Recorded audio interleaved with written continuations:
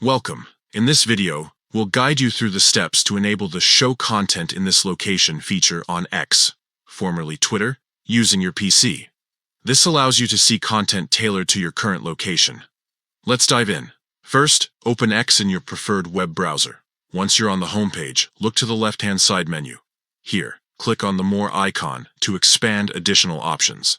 Next, select Settings and Privacy from the drop-down menu. Once inside, navigate to Privacy and Safety, which is where you can manage your account's privacy preferences. Now, locate and click on the option labeled Content You See. Under this section, you'll find a setting called Explore Settings. Click on it to proceed. Finally, enable the toggle for Show Content in this location. By turning this feature on, X will begin displaying content relevant to your current geographical area. And that's it. You've successfully activated location-based content on X. This feature helps personalize your feed by showing tweets and trends that are most relevant to where you are. Thanks for watching and enjoy exploring content tailored just for you.